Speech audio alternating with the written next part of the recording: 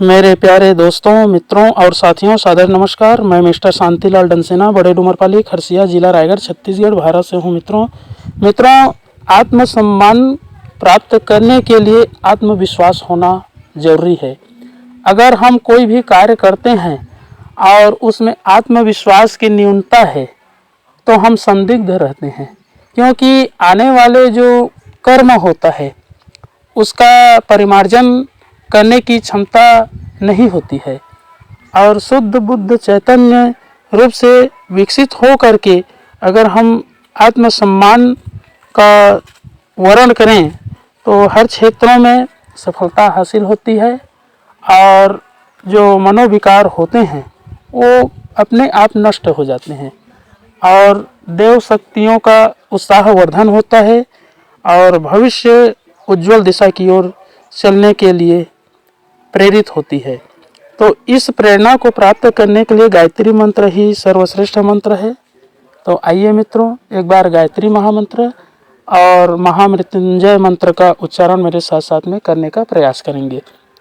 ओम भूर्भुवः स्वः तत्सवितुर्वरेण्यं भर्गो देवस्य धीमहि धियो यो नः प्रचोदयात्। उस प्राण स्वरूप, दुखनाशक, सुख स्वरूप, श्रेष्ठ, तेजस्वी, पापनाशक, देव स्वरूप परमात्मा को हम अपने अंतरात्मा में धारण करें। वह परमात्मा हमारी बुद्धि को सत्मार्ग की ओर प्रेरित करे।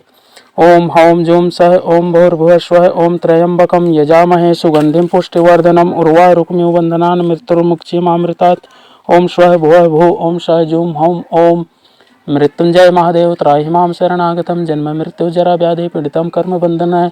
ओम असंभवं संभव कर्तुमुद्यतं प्रचंड झंझावृतिरोध सक्षमं युगस्य निर्माण कृते समुद्यतं परम महाकालमं नमाम्यहम्। ओम अस्तु मा सद्गमय तमसो मा ज्योतिर्गमय मृत्युर्मा मृतं गमय। परम पूज्य गुरुदेव पंडित श्री राम शर्मा आचार्य जी, परम वंदनीय माता जी भगवती देवी शर्मा जी और गायत्री माता, धरती माता, भारत माता, प्रकृति, पर्यावरण, सूर्यदेव, सविता देवता, महाकाल भगवान, सरस्वती माँ, लक्ष्मी माता, सभी ग्रह नक्षत्र, स्थानपति देवता, ग्रामपति देवता, विश्व ब्रह्मांड के सभी देवी देवताओं के सूक्ष्म संरक्षण में उपस्थित सभी हमारे आत्मीय, प्रिय, आदरणीय और सम्माननीय देवतुल्य भाइयों, देवी स्वरूपा माताओं, बहनों, मेरा सादर प्रणाम।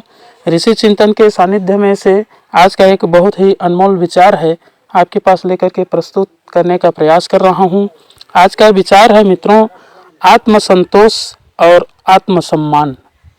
अपने आप में बहुत ही श्रेष्ठ विचार है। आत्मसम्मान का आधार दूसरों को सम्मान देने में है। गुंबज वाले मकानों में होने वाली प्रतिध्वनि की तरह हमें वही आवाज़ सुनने को मिलती है जो हमने बोली थी। यदि गाली दें तो गाली और भजन गाएं तो भजन, वह गुंबज वाला मकान प्रतिध्वनि के रूप में दोहरा देता है। दर्पण में हमें अपनी ही परछाई दिखाई देती है। अपना जैसा भी कुरूप या रूपवान चेहरा होता है वही लौटकर दिखाई पड़ता है। इस संसार का व्यवहार भी गुंबज वाले मकान या दर्पण जैसा ही होता है। यदि हम दूसरों का सम्मान करते हैं तो बदले में हमें सम्मान मिलते हैं। अपने मन में यदि दूसरों के प्रति प्रेम एवं आत्मीयता भरी रहे तो बदले में दूसरी ओर से भी हमें यही सब मिलेगा। दूसरे लोगों का व्यवहार हमें संतोष और सम्मान प्राप्त करने वाला हो, यह हर किसी की इच्छा रहती है, पर वह यह भूल जाता है कि इनको प्राप्त करने के लिए हमें क्या करना होगा। मूल्य चुकाए बिना हमें संसार में कोई वस्तु नहीं मिलती। फिर परमानंद और तृप्ति प्रदान करने वाली यह विभूतियाँ भी हमें अनायास ही क्यों कर मिल सकेंगी। अपने कर्तव्यों द्वारा यदि उचित मूल्य चुकाने को, अपना आचरण सुधारने को तैयार रहा जाए तो कोई कारण नहीं कि आत्मसंतोष और आत्मसम्मान की समुचित मात्रा हमें प्राप्त न हो और आत्मा को तृप्ति की एवं प्रफुल्लता की परिपूर्ण अनुभूति का आनंद न मिले। बहुत बहुत धन्यवाद मित्रों। अगली बार नए विचारों के साथ में आपके पास फिर प्रस्तुत होंगे। सादर नमस्कार।